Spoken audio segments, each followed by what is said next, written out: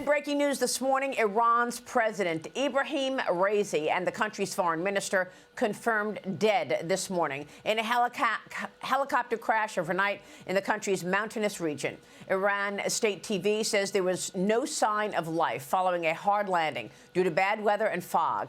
The crash coming as Iran launched an unprecedented drone and missile attack against Israel last month.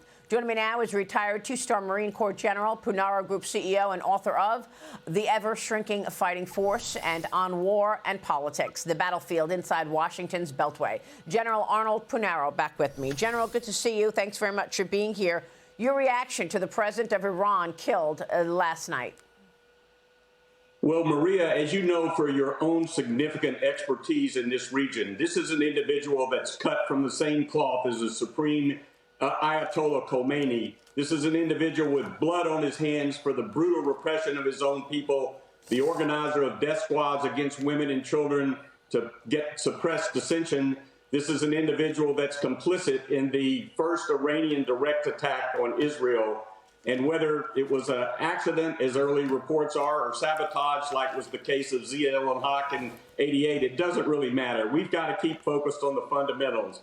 Iran has an avowed goal of eliminating the state of Israel and wrecking the United States democracy. We need to be extremely concerned about the progress they're making towards a nuclear weapon. I believe they've got enough uranium now for 3 nuclear weapons, and they're expanding their ICBMs. All the condolences initially are coming from the terrorist organizations that are killing Israelis and others, Houthis, Hamas, Hezbollah. So, Maria, there is no kinder, gentler Iran coming out of all this, and we need to look at this in the cold, hard reality of daylight. Well, that's exactly really where I was going here. We know that the Supreme Leader has led chants death to America. Now we see that the vice president is expected to get elevated into Raisi's spot, being the president of Iran. What changes in terms of policy with Raisi and the foreign minister out?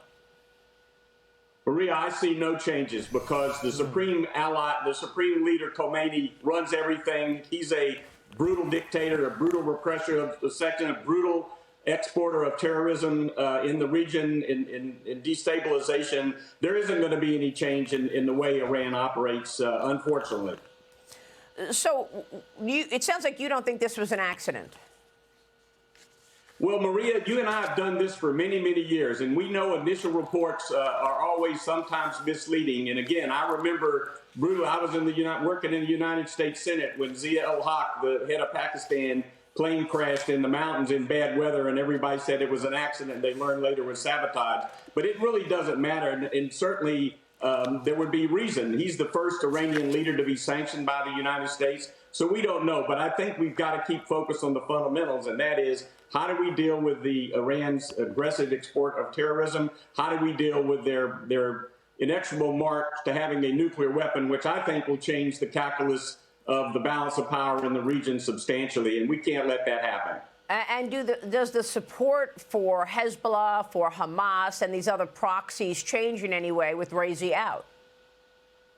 It does not, Maria. In fact, as I mentioned, the people that were expressing their condolences early on are the ones that are benefiting from Iran's evil puppeteering of terrorism in that region, money, training, and things like that. Unfortunately, as I said, there is going to be no kinder, gentler Iran originating out of this. It's going to be the same brutal regime that we've been dealing with for many decades. What do you expect the future to look like in terms of the war on Israel?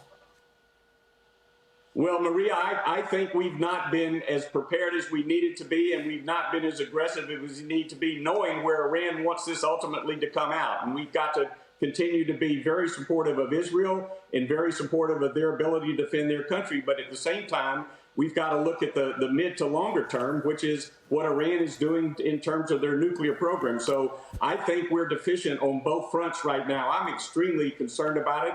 And I know my colleagues in the military, particularly those that have had responsibility in that region of the world, that are the former commanders of the U.S. Central Command, I know they share these same concerns. Yeah, at this point, Iran is saying that the first vice president will assume power as the president.